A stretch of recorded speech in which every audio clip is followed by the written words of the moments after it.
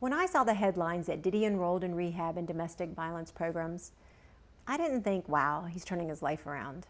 You know what my first thought was? Here comes a sentencing strategy. Because that's what it seems to be. He enrolled in the STOP program for sexual assault and domestic violence. He started therapy. He joined the Dr. Harry K. Wexler drug abuse program.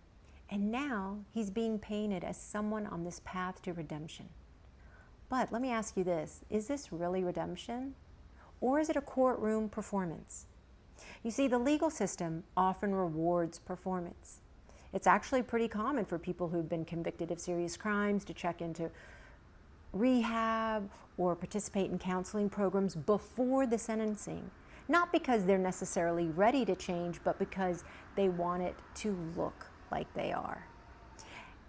It's a way to soften the blow. It's a way to sway the judge. It's the way to say, hey, look, you see, I'm taking accountability. But the truth is, you don't get extra credit for doing what you should have done years ago after you've already done the harm, after you've been brought to court. And here's what nobody is talking about.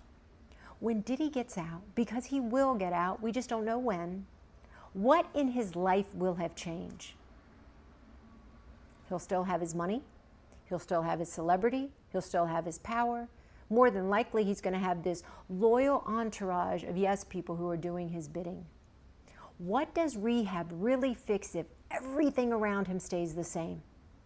Because let me tell you something, from a psychological and a behavioral lens, people don't change when they're in controlled environments because everything is what? Controlled. It's when they're in emotionally triggered situations, when they're in real relationships, when someone sets a boundary, when someone says no, when someone says yes and change their mind. That's when you find out who a person truly is. So until he's in another intimate relationship, until he's challenged emotionally, there is really no way to test whether anything has actually changed with him after participating in these programs. And if nothing's changed, then someone else could possibly become the next victim. And while Diddy gets 8 weeks in a controlled rehab environment to work on himself, I can't stop thinking about the people who testified against him.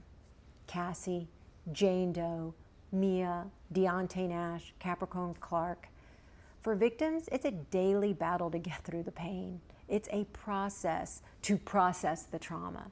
It takes time to manage fear, to rebuild their lives after being torn apart, both behind closed doors and in public when other people were watching.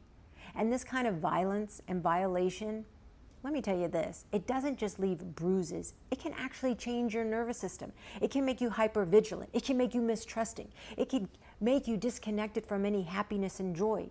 It can actually change how you trust future partners and how you parent your own kids, how you walk into a room, always looking around, scanning for safety or danger.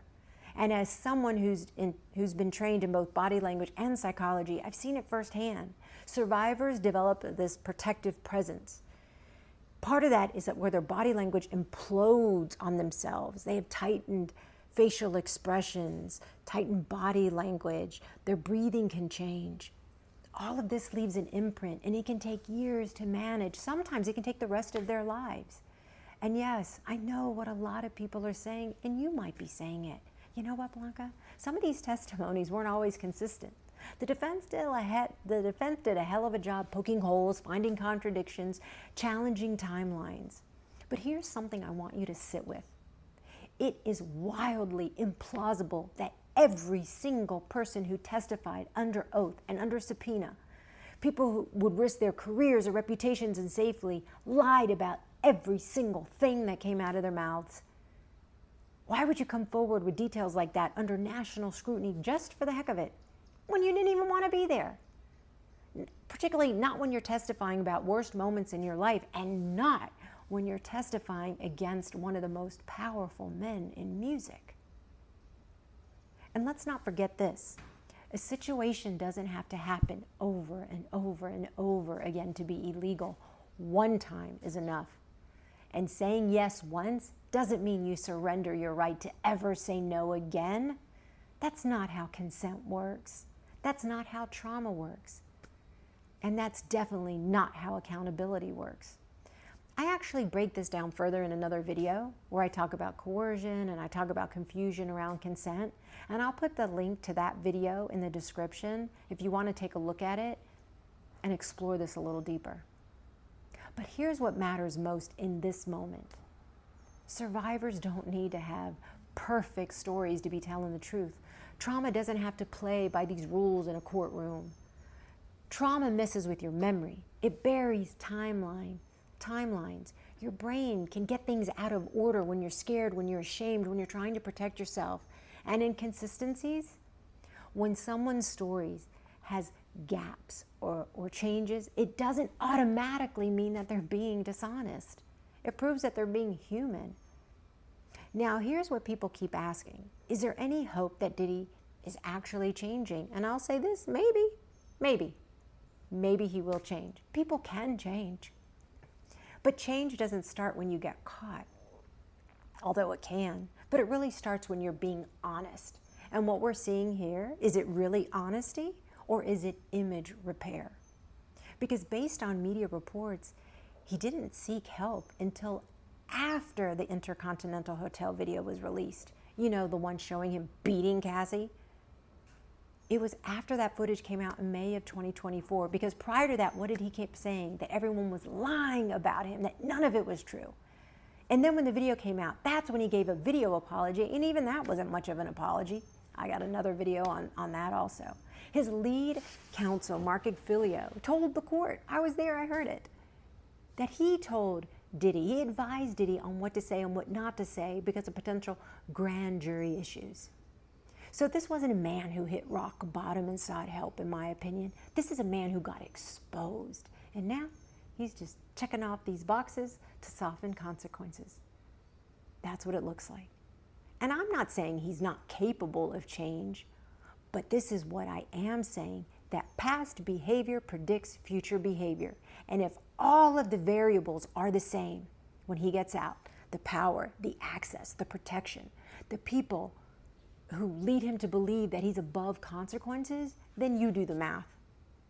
Because real transformation, especially with someone with this much privilege and power, just doesn't happen in 8 weeks.